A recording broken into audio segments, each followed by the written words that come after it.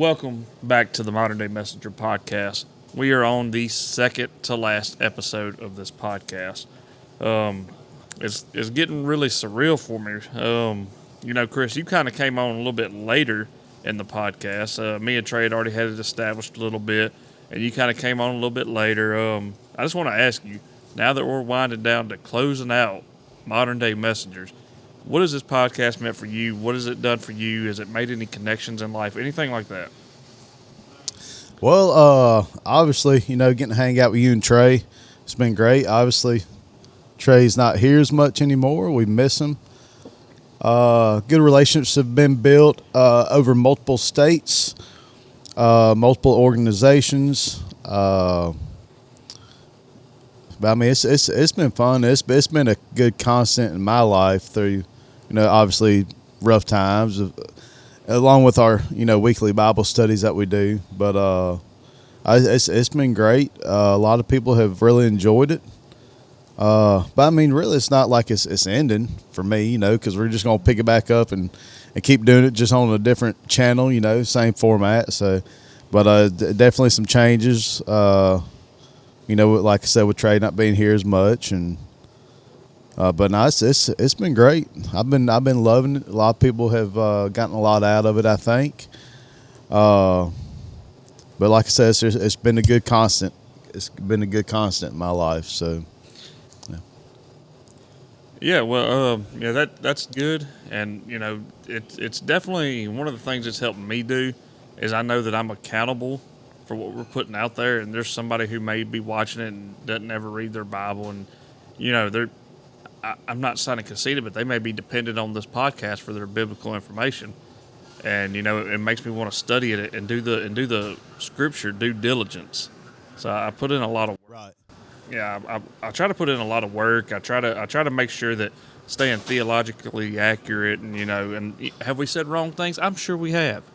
More than likely. I mean, you got me on here, so I'm sure we've not on purpose, but I'm sure that we've read things into them that it wasn't meant to be read, and if we have, we apologize for that. We're human. We're not perfect, but I mean, I feel like my faith and my knowledge of Jesus Christ and just the love that he pours out for us has grown just by doing this podcast. I agree. Yep. I agree 100%.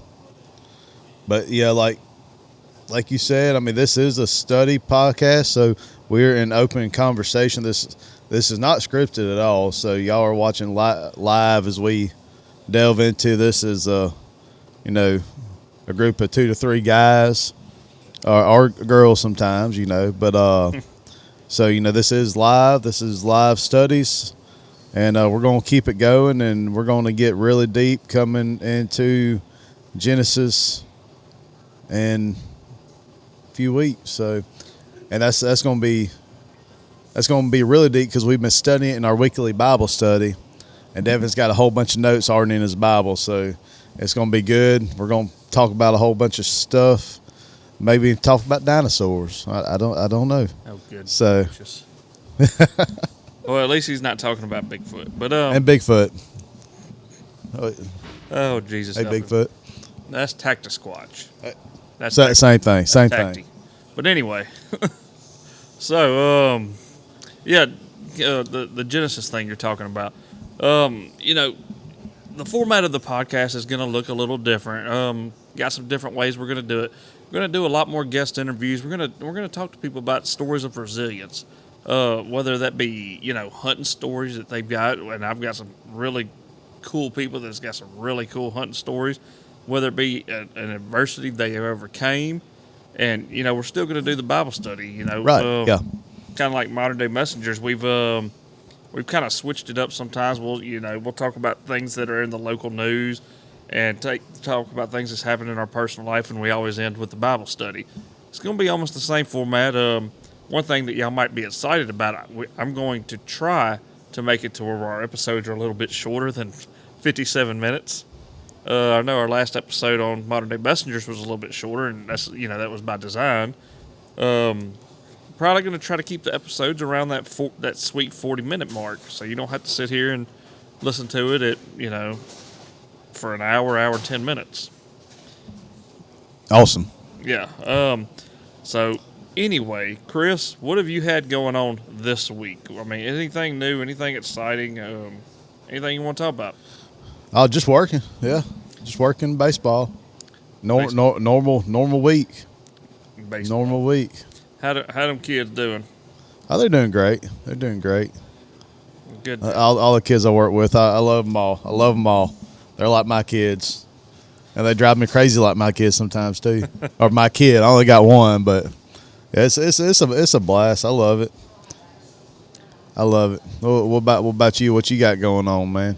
Well, if you need any more kids, I've got two at the house, and they're both redheaded. They could pass for yours.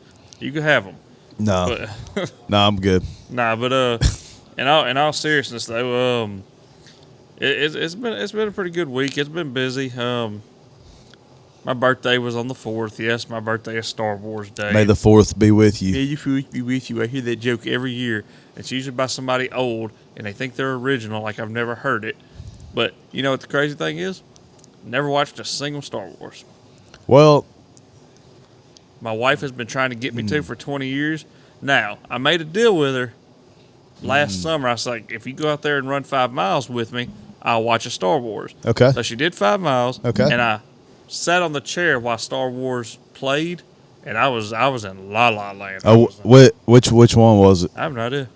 Oh my gosh. I can't remember nothing. I can't remember who the bad guy was. Nothing. Well, since Disney has taken it over, it has went downhill tremendously. But at the same time, though, Disney done The Mandalorian. Mandalorian is good. I enjoy that one. But everything else is pretty bad. But that's just my opinion. Well, in my opinion, everything Disney does is bad. Yes. I'm not a big Disney fan at all. I don't like Disney. What point did you get to be that way? Just as things have come out about Disney, and you start seeing a lot of the gay push and the trans stuff for the kids. They've introduced a lot of trans characters and gay couples, and they even have one show on their Disney Plus where some chick gets knocked up by the devil.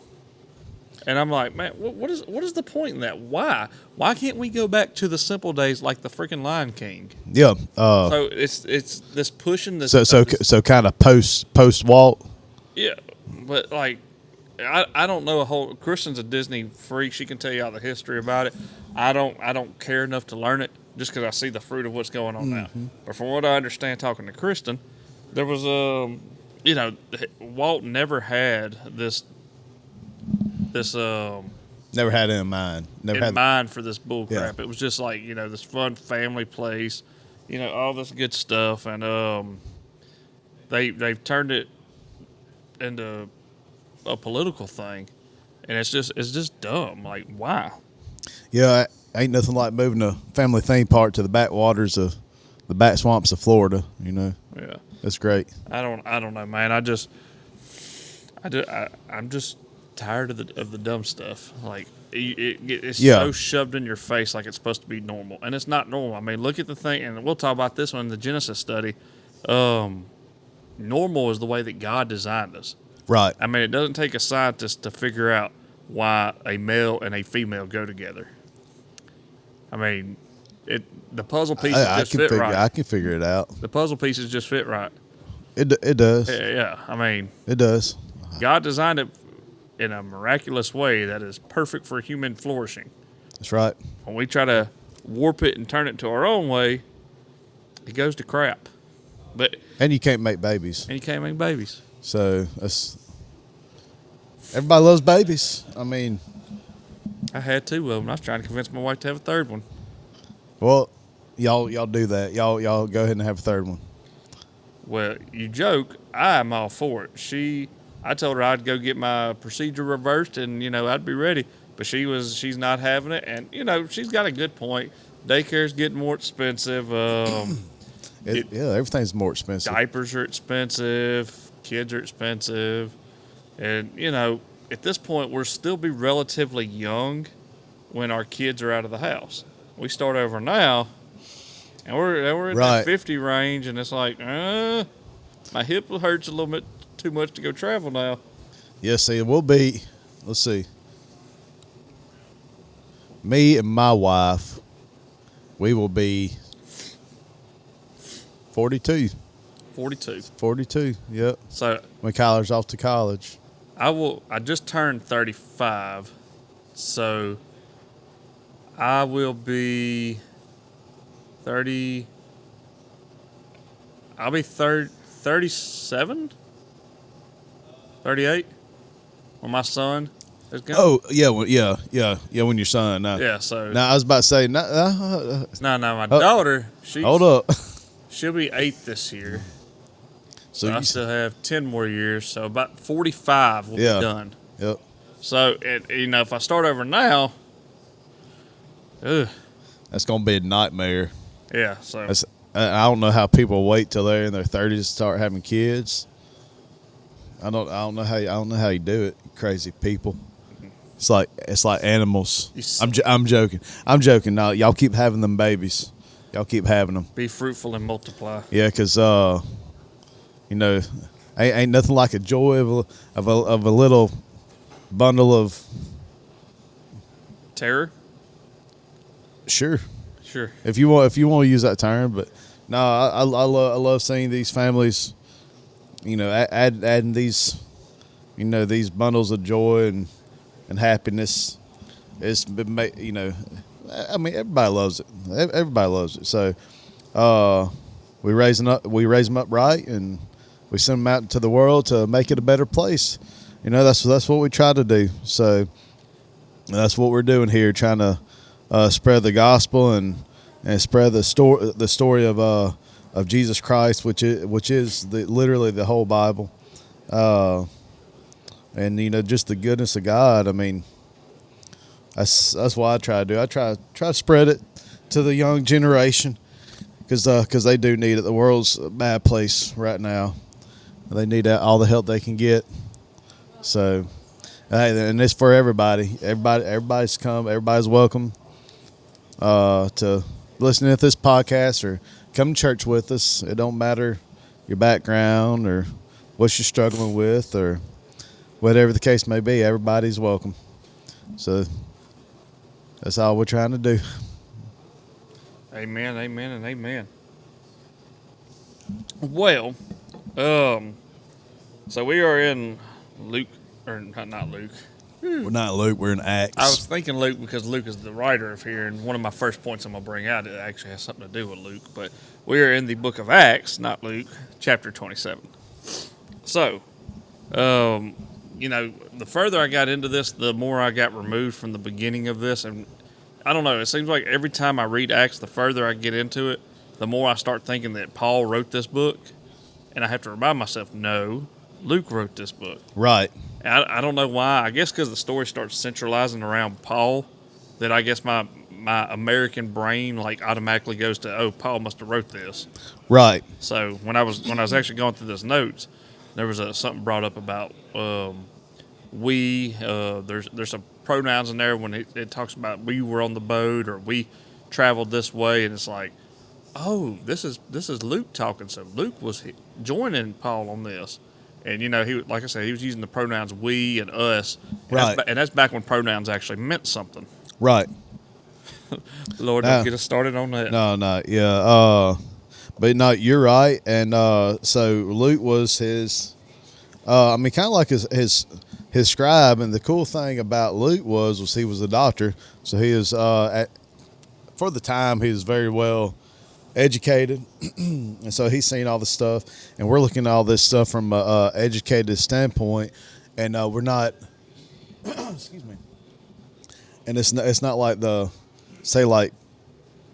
of the other writers, for instance, who was an apostle, because the apostles, they were very much they were just kind of blue collar guys, with the exception of Matthew. He was a tax collector, but we were seeing these fishermen, and Jewish customs.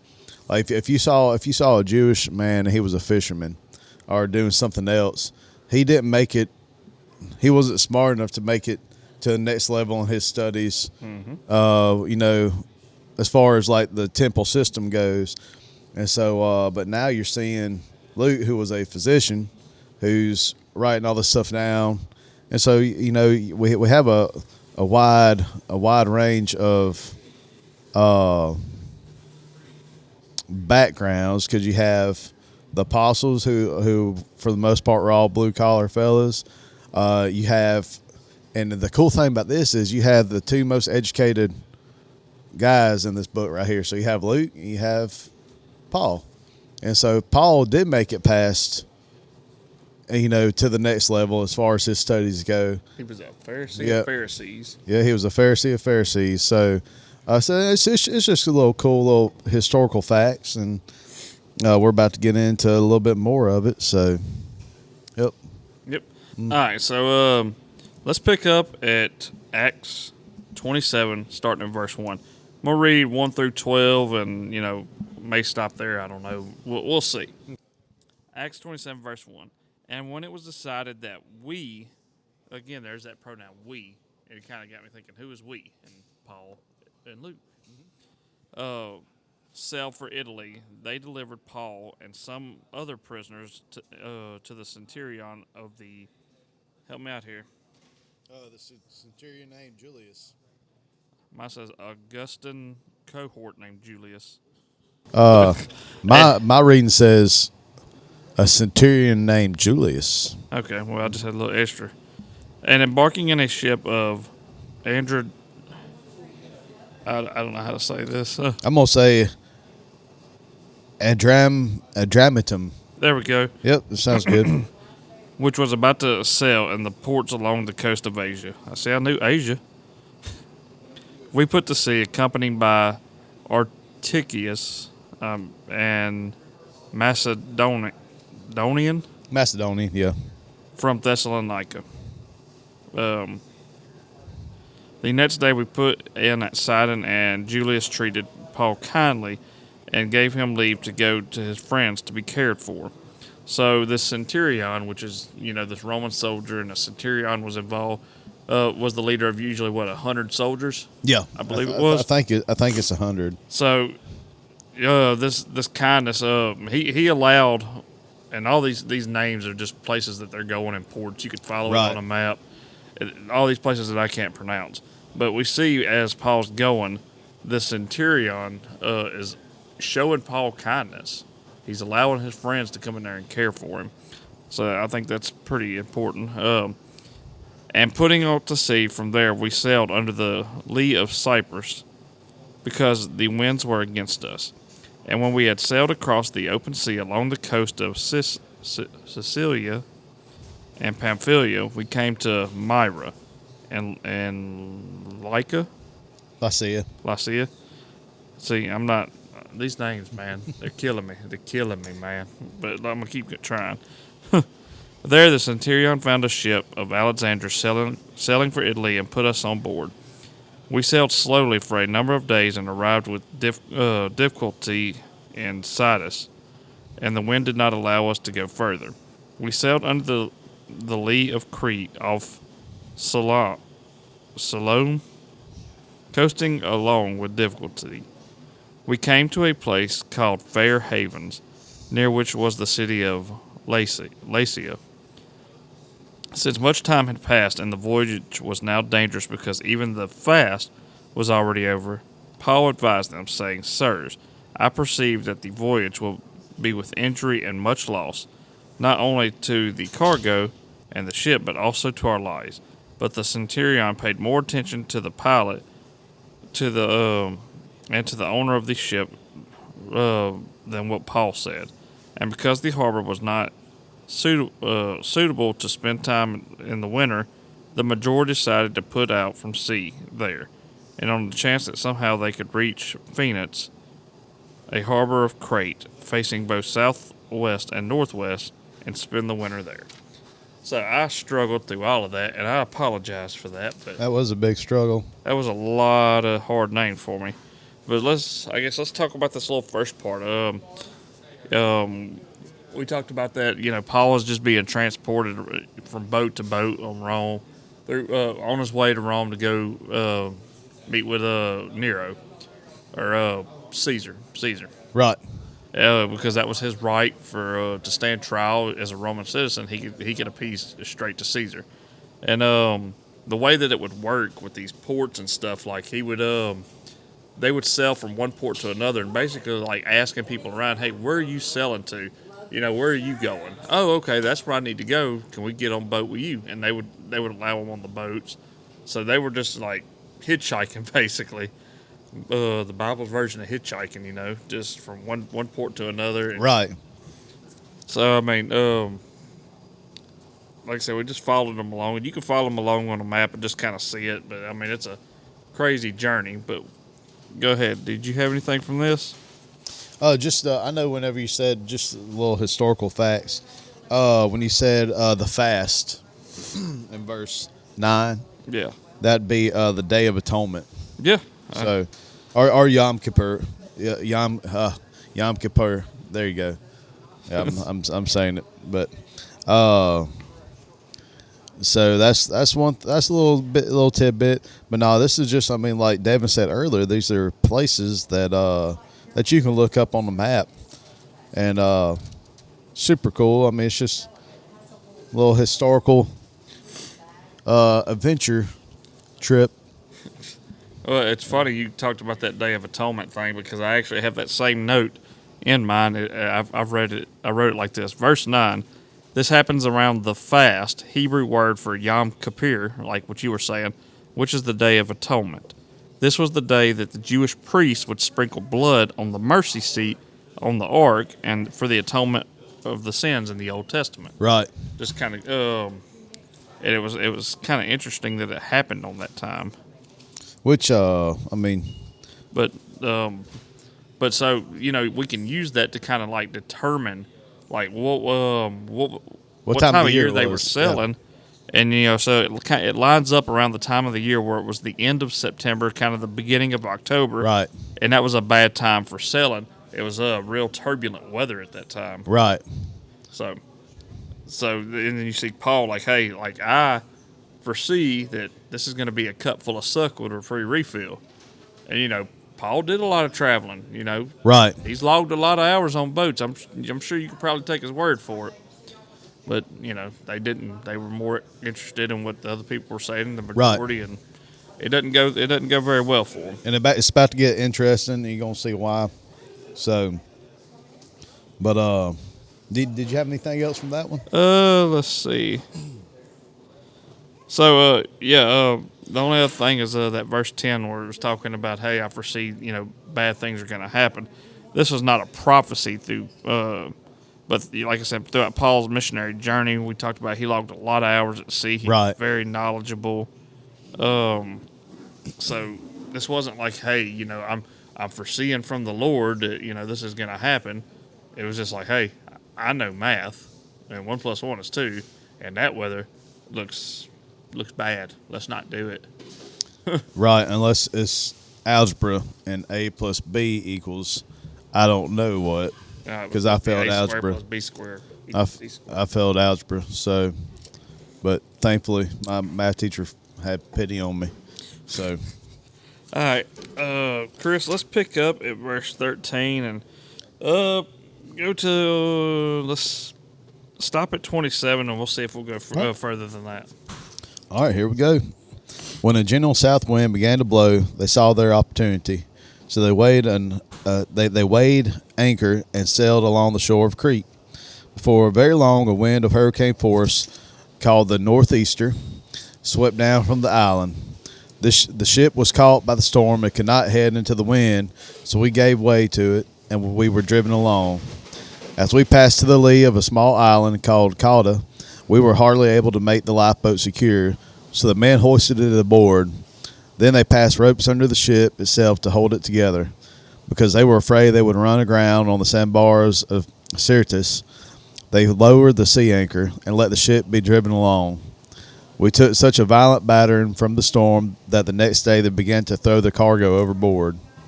On the third day, they threw the ship's tackle overboard with their own hands. When neither sun nor stars appeared for many days and the storm continued raging, we finally gave up all hope of being saved. After they had gone a long time without food, Paul stood up before the men and said, "Men, you should have taken my advice not to sail from Crete. Then you would have spared yourselves this damage and loss. But now I urge you to keep up your courage, because not one of you will be lost, only the ship will be destroyed. Last night an angel of the God to whom I belong and whom I serve stood beside me and said, 'Do not be afraid, Paul. You must stand trial before Caesar, and God has graciously given you the lives of all who sail with you.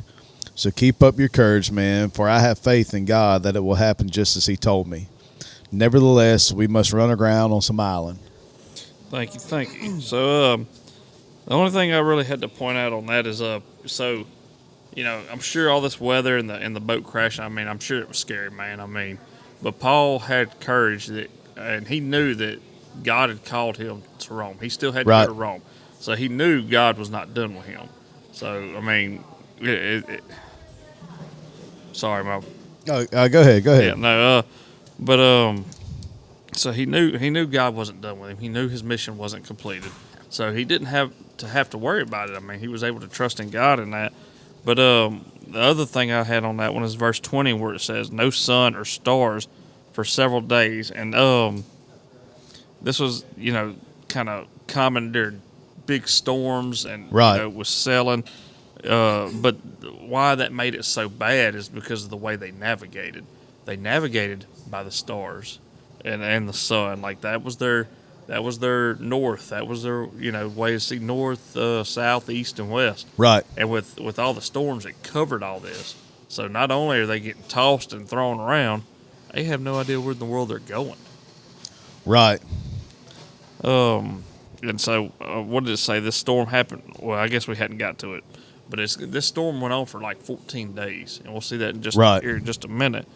So that's a long time to not have your bearings. And it is. Yeah. That's why they threw anchor and everything, and two, to steady probably steady the ship, and they done tie the ship up that way. I know it's a crazy situation. And they wrap ropes around the ship and everything else to hold it together. So, but did you want me to read, or you want to read that? I'll take this next section. I'll go 27 to 38, and then you can pick up. Go ahead. Again. When the 14th night had come, we were being driven across the Adriatic Sea about midnight. The sailors suspected that they were nearing land, so they took a sounding and found 20 fathoms. A little further on, they took a sounding again and found 15 fathoms. And fearing that we might run on the rocks, they let down 4 anchors from the stern and prayed for day to come. And as the sailors were seeking to escape from the ship, they had lowered the ship's boat into the sea under the pretense of laying out the anchor from the bow. Paul said to the centurion and the soldiers, "Unless these men stay on the ship, you cannot be saved." Then the soldiers cut away the ropes of the ships and let it go. As the day was about to dawn, Paul urged them all to take some food, saying, "Today is the 14th day that you have continued in suspense and without food, having taken nothing. Therefore I urge you to take some food, for it will give you strength. For not your hair is to perish from your head on any of you." And if he has said to these things, And when he had said these things, he took bread, giving thanks to God in the presence, and broke it all, and began to eat. Then they were all encouraged and ate some food themselves. We were in all 276 persons in the ship, and when they had eaten enough, they lightened the ship, throwing out with the wheat into the sea. Y'all forgive me. I also worked 12 hours last night, so I'm not all there. Yeah, he's been up since. What time did you wake up yesterday evening? I woke up at noon. At noon? Yeah, so I go work out at noon. Actually, I go work out at 1. I wake up at noon, go work out at 1. Start my work at 2. So then my shift actually starts at 6, but I go do an extra detail from 2 to 6, and then my shift starts at 6, and I work from 6 to 6. That's long. Why I have coffee. Long day. So we just see. I mean, I know a lot of the sailors out there, which I don't know if we got any watching this, but y'all probably know a lot more about this than what we do. But let's see. So they were sounding the water, and they're getting ready to run aground. So the water is 19 feet deep. They were fearing that yours has the feet. Yours says it in feet. Yes, mine's American version of the Bible. Good, because I was kind of weird on these. What was it called? A fathom? Yeah. I was like, what is a fathom? So they took soundings, found that the water was 120 feet deep. A short time later, they took soundings again, found it was 90 feet deep. In an attempt to escape from the ship, the sailors left a lifeboat down into the water, pretending they were going to lower some anchors from the bow. Then Paul said to the centurion and the soldiers, unless these men stay with the ship, you cannot be saved. So the soldiers cut the ropes that held the lifeboat and let it drift away. So they're without lifeboat at this point. And then they ate. They gave, Paul gave thanks to God for the bread, and then they threw everything else overboard. So, yep. Oh, I forgot to bring this up, and I thought it was interesting. It's all the way back in verse 5. So I learned this from my favorite pastor, Gary Hamrick. I think if you've ever been around me, you've heard me speak about Gary Hamrick to the point where it's almost nauseating, just because I think he is such an incredible pastor. He teaches the Bible verse by verse, from Genesis to Revelation. So, he's one of my go-tos. I listen to him a lot. But one of the things when I was going through some of his notes and some of his study material, he pointed this out in verse 5, that city Myra. So verse 5, Myra is an important city historically because Myra is the place where St. Nicholas of Myra, a devout Christian who was born in the late 3rd century and died about 352 A.D. And he signed the Nicene Creed, which is a testimony of the basic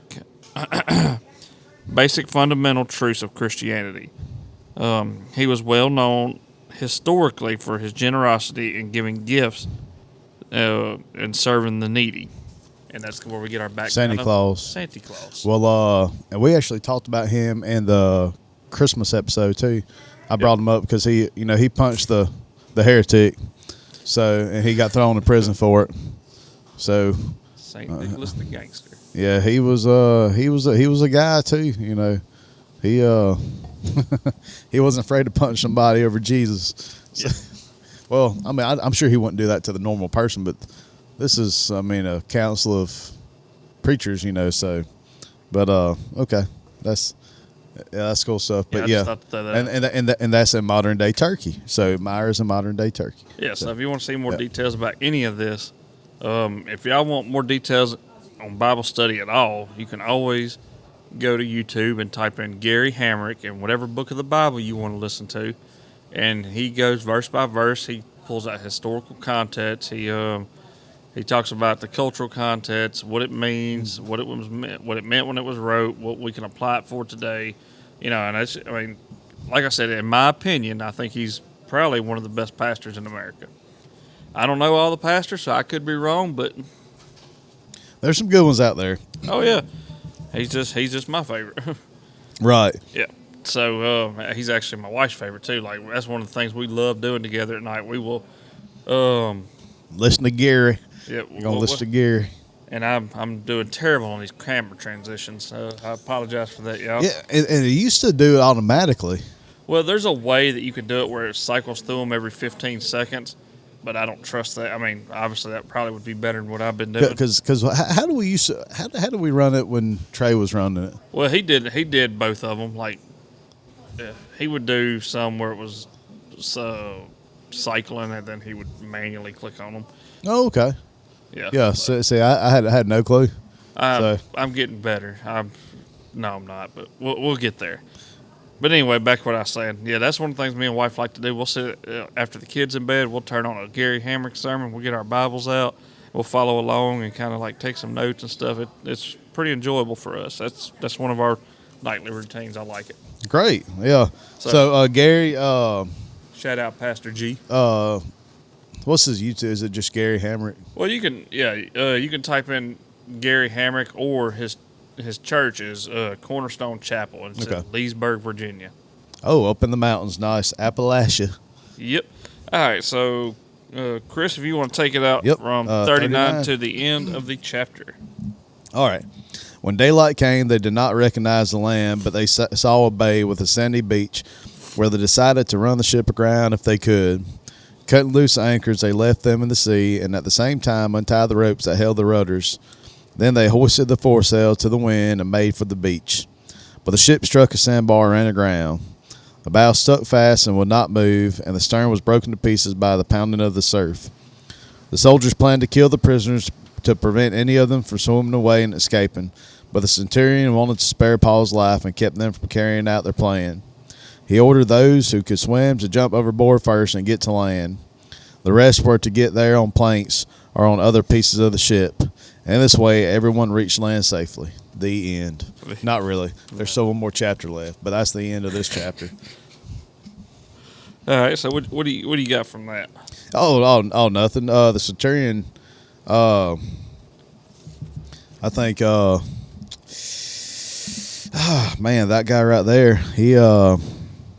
Looking out for. Well, I think he was either already a believer or good Lord was tugging at his heart because you saw all throughout this chapter. So, yep.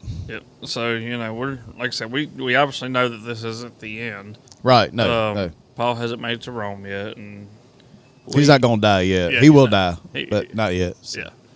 Since he's been born, he's died. So yeah, for sure. He's not. He's not alive today. This is 2,000 years ago. So, yeah.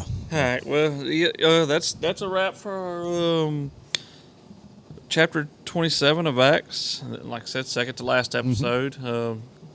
Our next week episode will be the last one of the Modern Day Messenger podcast. Chapter 28. Yep. So what we need y'all to do is go on over there to Grit, Grace, and Game, and it'll be right here across your screen.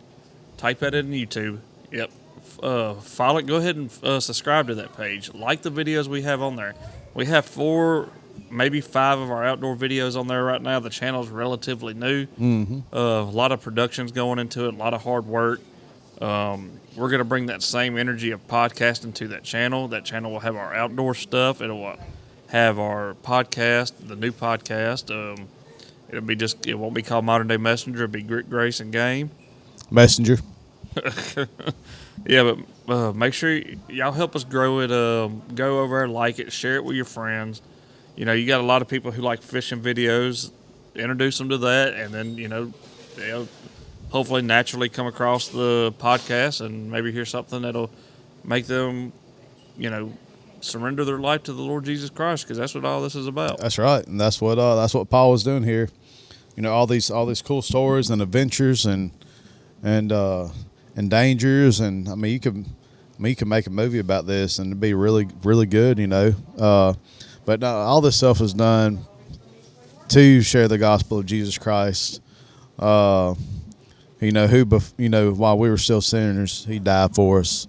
And all this stuff was put in place long before we were ever here, before even humans existed. All this was put in place.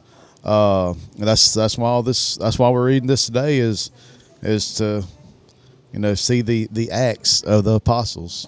But yep.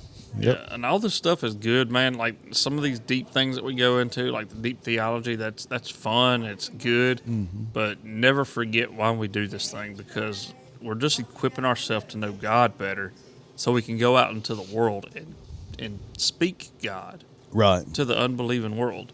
Right. Like, man, and I can't remember. I heard a pastor recently say it. When you get nervous to talk to people, it's like, oh man, what if they don't respond? What if they make fun of me? And he said, okay. He said, let's take that scenario. You go and preach to 100 people. He said, if 5% of people give their life to Christ, that's more than the 100% of the people who never heard it. That's right. And if I had to guess, just because my main channels I listen to, it was probably a Gary Hamrick quote. Right. So I don't know. But either way, y'all, like I said, y'all go over there, like the new page, get ready for that new content. We love y'all. We thank y'all, and we'll see you on the next episode. Y'all have a blessed day. Amen.